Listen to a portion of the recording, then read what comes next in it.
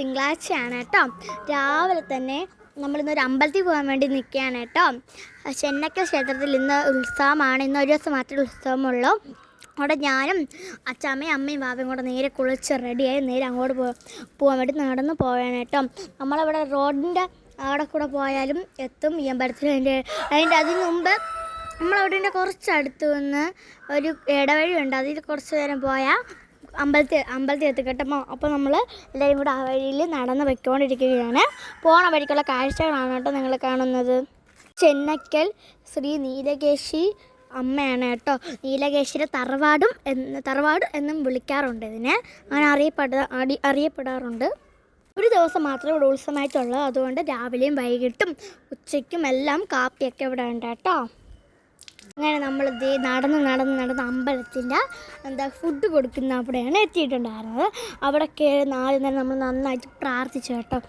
അതിനുശേഷം പൊങ്കാലയ്ക്ക് വന്ന എല്ലാവരും അടുപ്പൊക്കെ സെറ്റ് ചെയ്ത് കലമൊക്കെ വച്ച് വെള്ളമൊക്കെ വച്ച് അവിടെ റെഡിയായി നിൽപ്പുണ്ട്. അങ്ങനെ നമ്മളാണെങ്കിൽ അവിടെ കുറച്ച് നേരം നിന്ന് നന്നായിട്ട് പ്രാർത്ഥിച്ച് അങ്ങോട്ടും ഇങ്ങനെയൊക്കെ നോക്കി. പിന്നെ ആണെങ്കിൽ അവിടെ പൂജയൊക്കെ ഉണ്ടായിരുന്നു കേട്ടോ. നാദസ്വരപ്പാട്ടുകളും അതിന് ഒരുപാട് പൂജകളും ചെണ്ടമേളക്കാരും ഒക്കെ വന്നിട്ടുണ്ടായിരുന്നു.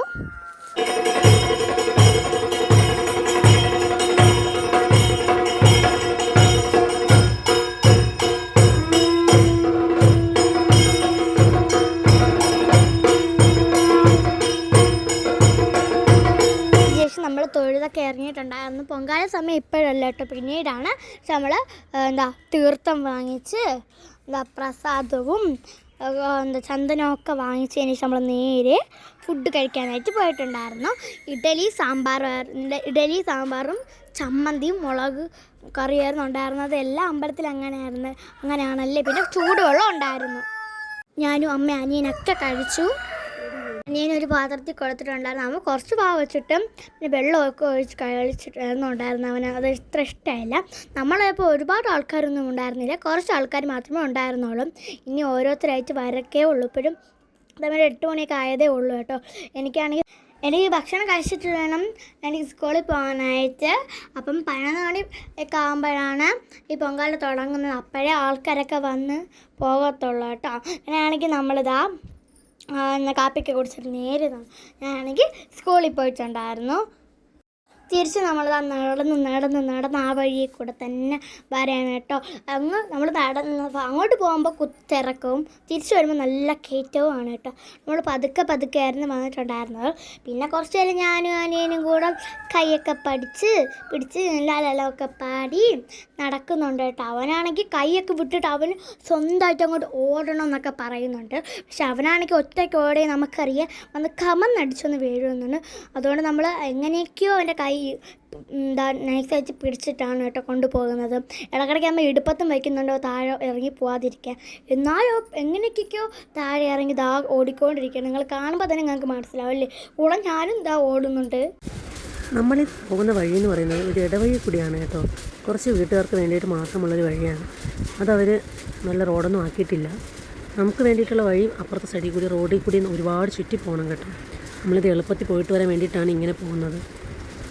അങ്ങനെ നമ്മൾ നടന്നതാ ഒരു വീടെത്താറായിട്ടുണ്ട്. പോകുന്ന വഴിയിൽ തന്നെയാണ് യാർഡൊക്കെ ഉള്ള ഈ വീട് കേട്ടോ. ഈ വീട്ടിൽ മാമി നമ്മളെ കണ്ടിട്ട് സംസാരിക്കാനായിട്ട് പുറത്തിറങ്ങിയിട്ടുണ്ട്. നമ്മുടെ വീടിൻ്റെ കുറച്ച് മുകളിലായിട്ട് ഒരപ്പോൾ കുറേ ആടിനെയൊക്കെ വളർത്തുന്നുണ്ട് കേട്ടോ. അപ്പോൾ അവിടെ എത്തിയപ്പോഴാണെങ്കിൽ വീട്ടിൻ്റെ ഫ്രണ്ടിൽ കൂടെയാണ് നമുക്ക് പോകാനുള്ള വഴി. അപ്പോൾ പോയപ്പോഴാണെങ്കിൽ ആടിനെ അവിടെ തീറ്റ കൊടുക്കാൻ വേണ്ടി നിർത്തിയിട്ടുണ്ടായിരുന്നു. എൻ്റെ അനിയനാണെങ്കിൽ ഭയങ്കര ഇഷ്ടമാണ് ആടിനെ. ഓടിപ്പോയി ആടിൻ്റെ അടുത്ത് പോയി നിൽക്കുന്നു, അതിനെ കുത്തുന്നു. അവനാണെങ്കിൽ ഒരു പേടിയില്ല കേട്ടോ. നമ്മളാണെങ്കിൽ ആട് ഇടിക്കും ആട് കുത്തും എന്നൊക്കെ പറഞ്ഞപ്പം ആണെങ്കിൽ ഒരു പേടിയില്ല. ചിരിച്ചുകൊണ്ട് വീണ്ടും അതിനെ തൊടുക കുത്തുക അടിക്കുകയൊക്കെ ആയിരുന്നു കേട്ടോ. പിന്നെ എങ്ങനെയൊക്കെ പിടിച്ച് വലിച്ചുകൊണ്ട് അവനെ നേരെ നമ്മൾ വീട്ടിലോട്ട് നടന്ന് പോകുന്നുണ്ട്. അങ്ങനെ നടന്ന് നമ്മുടെ വീടിൻ്റെ തൊട്ട് മുകളിലുള്ള വീട്ടിലാണെങ്കിൽ അത്യാവശ്യം നല്ല സൈസുള്ളൊരു പട്ടിയുണ്ട് കേട്ടോ. ആ പട്ടിയാണെങ്കിൽ ടെറസിൻ്റെ മുകളിൽ നിന്നിട്ട് നമ്മളിങ്ങനെ നോക്കിക്കൊണ്ടിരിക്കുകയായിരുന്നു. നമ്മളും കുറച്ച് നേരം ഇങ്ങനെ നോക്കിക്കൊണ്ട് നിന്നു കേട്ടോ. വെയിലടിക്കുന്നതുകൊണ്ട് അത്ര കാണാൻ പറ്റത്തില്ല, എന്നാലും ഞാൻ കുറച്ച് എടുത്തതേ ഉള്ളൂ. അതിനുശേഷം ഞാൻ സ്കൂളിൽ പോയി കേട്ടോ. അതിനുശേഷം ഉച്ചയ്ക്കുള്ള വീഡിയോയാണ്. അമ്മയും അച്ചാമ്മയൊക്കെ പൊങ്കാല ഇടാനായിട്ട് പോയിട്ടുണ്ടായിരുന്നു ചെന്നൈക്കൽ. പിന്നെ അവിടുത്തെ വിശേഷങ്ങളാണ് ഇന്ന് നമുക്ക് കാണാനുള്ളത്. എല്ലാവരും ഇതാ പൊങ്കാല ഇട്ട് തുടങ്ങിയിട്ടുണ്ട്. ഫുള്ള് എന്താ പുകയൊക്കെ ആയിട്ട് എല്ലാവരും തോർത്തൊക്കെ ഇട്ട് മൂക്കൊക്കെ മറിച്ചിട്ടാണ് പൊങ്കാലയൊക്കെ ഇടുന്നത്. അല്ല ഒരു അമ്മൂമ്മ നടയിൽ പൊങ്കാല ഇട്ടിട്ടുണ്ടായിരുന്നു കേട്ടോ. എല്ലാ അമ്പലത്തിലും ഉള്ളതാണ്, നടയിൽ പൊങ്കാല ഇടും. ഇടയ്ക്കിടയ്ക്ക് അവർക്ക് കുടിക്കാനായിട്ട് വെള്ളമൊക്കെ അവർ കൊണ്ട് കൊടുക്കാറുണ്ട് കേട്ടോ. ഇത്രയും കഷ്ടപ്പെട്ട് പൊങ്കാല ഇടുന്നതുകൊണ്ട് ദേവി കൊടുക്കുന്നതായിട്ട് മോരും തണ്ണിമത്തൻ്റെ ജ്യൂസും ഒക്കെ അവർക്ക് കൊടുക്കാറുണ്ട്. അതിനുശേഷം സദ്യ കഴിക്കാനായിരുന്നു പോയിട്ടുണ്ടായിരുന്നത്. നമ്മൾ പൊങ്കാലയെല്ലാം വീട്ടിൽ കൊണ്ട് വെച്ചതിന് ശേഷം വീണ്ടും ആഹാരം കഴിക്കാൻ പോവുക കേട്ടോ. നമ്മൾ രാവിലെ പോയ അതേ വഴിയില്ല, ആ ദുർഘടമായ വഴി കൂടി തന്നെയാണ് കേട്ടോ നമ്മൾ ഉച്ചയ്ക്കും പോയത്. ആരുടെ നേരത്തെ ആയിട്ട് സദ്യ പറഞ്ഞേൽപ്പിച്ചതായിരുന്നു. 18 കറികളുണ്ടായിരുന്നു കേട്ടോ.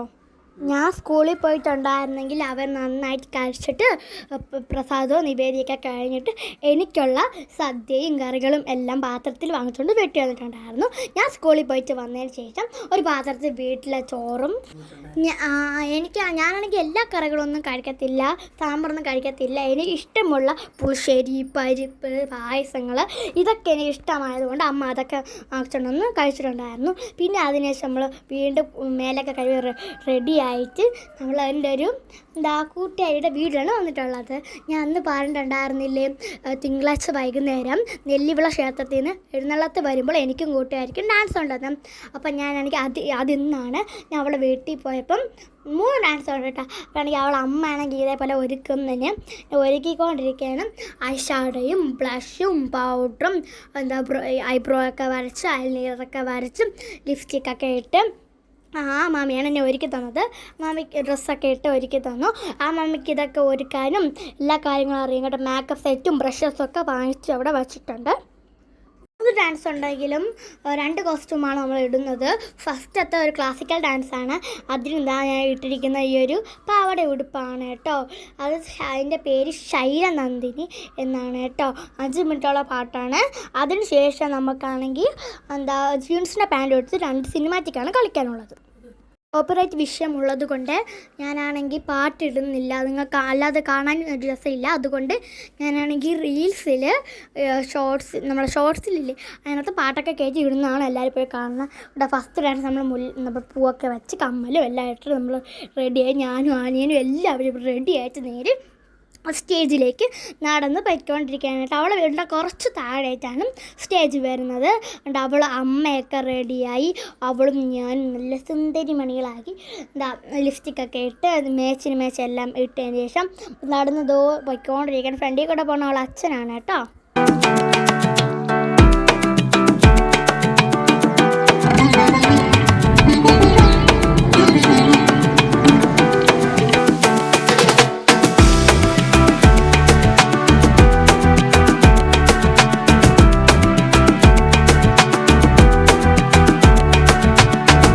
ഡാൻസ് നിങ്ങൾ കണ്ടാൽ ഇനി ഒരുപാട് ഇതുണ്ടായിരുന്നു കേട്ടോ. മീൻസ് നമുക്ക് ഫുഡ് കഴിക്കാൻ പോലും സമയം ഉണ്ടായിരുന്നു. നമ്മൾ ഓടി പഠിച്ച് വീട്ടിലെത്തിയിട്ട് അടുത്ത് ജീൻസിൻ്റെ പാൻറ് ഉടുപ്പും കോസ്റ്റ്യൂമൊക്കെ മാറ്റാൻ വേണ്ടി റെഡി ആയിരിക്കും. അപ്പോഴാണെങ്കിൽ ഡാൻസ് കളിക്കുന്ന എല്ലാവർക്കും പാക്കറ്റ് ഫുഡ് ഉണ്ടെന്ന് പറയാൻ കൊണ്ടുവന്നു. നമ്മൾ കേക്കൊക്കെ ഉണ്ടായിരുന്നു. അത് പെട്ടെന്ന് നമ്മൾ വായിക്കത്ത് കുത്തി കഴിച്ച് കുറച്ച് വെള്ളവും കൂടെ കുടിച്ചു ശേഷം അടുത്ത ജീൻസിൻ്റെ പാൻറ് ഉടുപ്പൊക്കെ ഇട്ട് വീണ്ടും കുറച്ച് മിനുക്ക് പണിയൊക്കെ ചെയ്തിട്ട് ലിപ്സ്റ്റിക്കൊക്കെ ഇട്ട് നമ്മൾ വീണ്ടും നേരെ നടന്ന് സ്റ്റേജിലേക്ക് പോവുകയാണ്. ഇനി നമ്മൾ കോസ്റ്റ്യൂം മാറ്റത്തില്ല കേട്ടോ. ഇതിൽ തന്നെയാണ് 2 സിനിമാറ്റിക് പാട്ട് നമ്മൾ കളിക്കുന്നത്. അതിനും സമയം വന്ന് നമ്മൾ കളിച്ചേട്ടോ. ഇത് 1ാമത്തെയാണേ, സിനിമാറ്റിക് ഡാൻസ് ആണേ.